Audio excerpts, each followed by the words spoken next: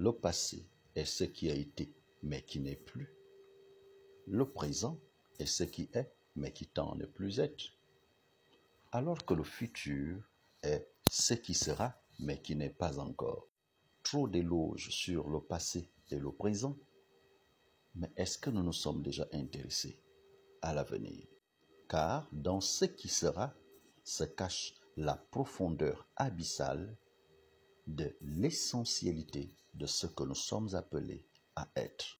Et c'est l'infigurabilité de cet avenir qui fait de lui une promesse qui elle-même se veut dynamique. Par conséquent, de tout ce qui vient de se passer au Gabon ces derniers temps, je peux dire que tout enfant est important. Peu importe la personne avec qui vous l'aviez conçu. Je le dis parce qu'on ne sait pas exactement ce que l'avenir nous réserve. Apprenez à aimer les gens quand ils n'ont encore rien, pour qu'au jour de leur élévation, il n'ait pas de bonne raison de vous perdre. Lorsqu'une femme t'aime sincèrement, les portes du succès s'ouvrent naturellement à toi. Et lorsque vous aimez véritablement cette femme, alors vous êtes appelé à faire de grandes choses dans votre vie. Lorsque vous êtes habitué à regarder dans la même direction, alors tous les rêves vous sont permis. Dans le cas contraire, bonjour les blocages, les malchances et tout autre. Il y a certaines femmes qui déclenchent l'ouverture de la chance, de la prospérité, du bonheur.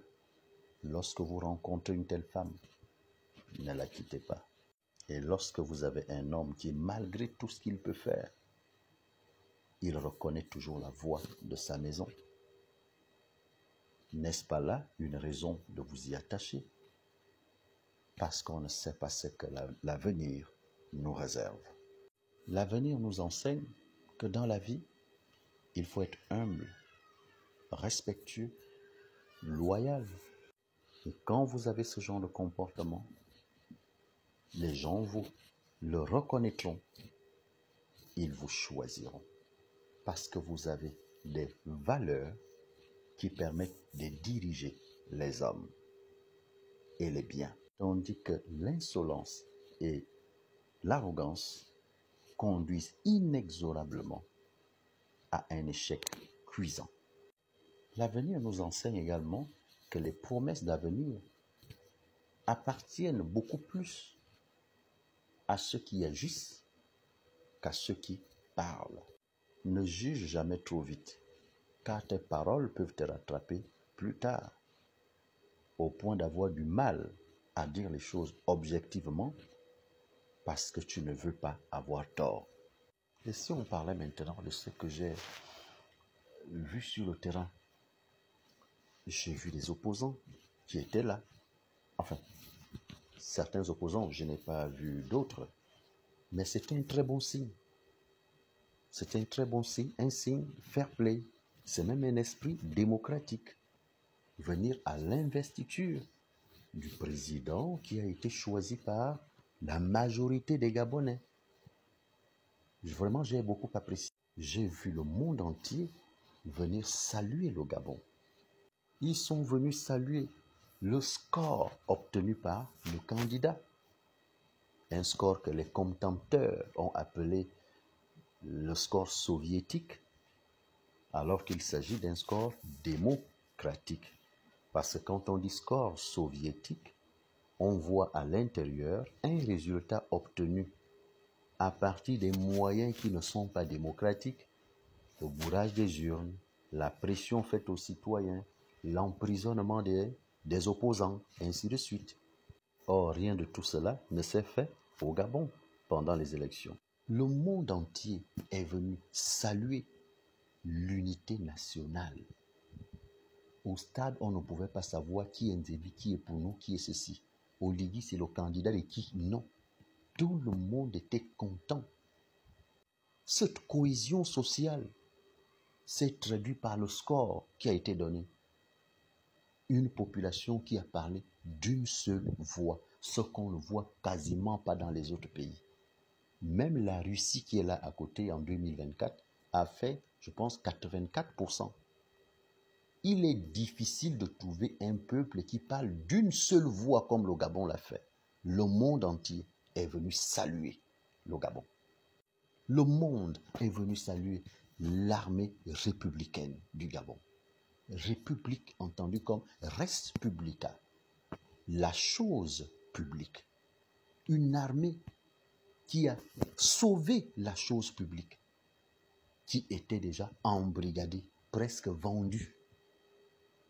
Cette chose publique a été conservée, a été sauvée, a été préservée, a été réhabilitée.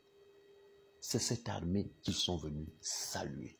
Ils sont venus saluer cette armée qui se plie en quatre pour assurer la sécurité de ses citoyens et rencontrer ce peuple qui est tellement fier de ses vaillants guerriers.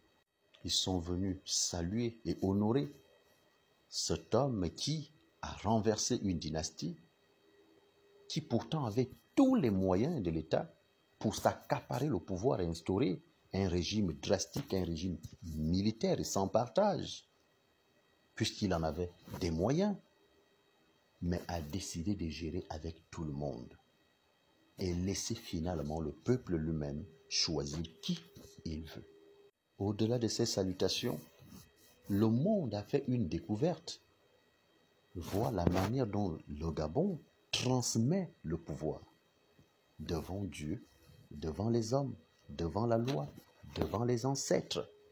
Même si la transmission mystico-culturelle m'a semblé beaucoup plus symbolique, parce que l'accoutrement du chef spirituel, la torche indigène qui s'allume avec du pétrole,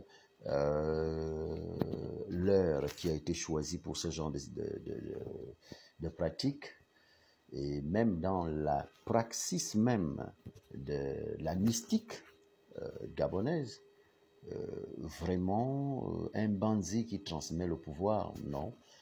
Je pense que c'était beaucoup plus parce que il représente l'institution. C'était beaucoup plus ça, c'était symbolique et institutionnel, à mon sens. Je pense que le président avait déjà été préparé la nuit, parce qu'une cérémonie d'une telle envergure ne peut pas se passer devant les invités qui eux-mêmes sont des étrangers. On ne sait jamais. Donc c'est un peu ça, c'est mon avis. J'ai aussi vu l'immaturité légendaire de certains de nos compatriotes qui sont très nostalgiques de l'ancienne République. Un parachutiste qui vient et qui rate peut-être son atterrissage, encore qu'il n'a pas raté puisqu'il est tombé dans le périmètre. Et beaucoup se sont mis à rire. Et ceux qui ont relayé cette vidéo sur les réseaux sociaux, ils s'en moquaient. Or, dans un pays sérieux et devant une telle cérémonie, à l'honneur de notre pays, je pense que le premier réflexe est d'encourager ceux qui ont osé. Dans la nouvelle République, encourageons ceux qui osent.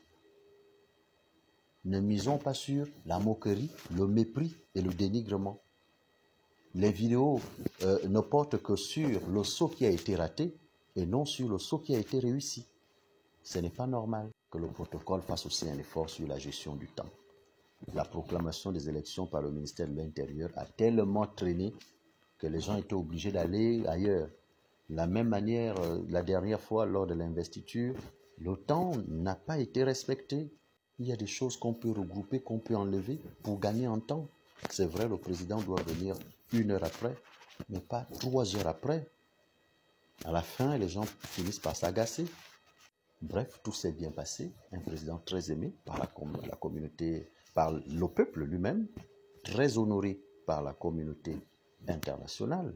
Ne peut s'offrir un tel avenir qu'un chef qui sait écouter, qui est respectueux, humble, loyal, patriote et qui veut que les choses changent.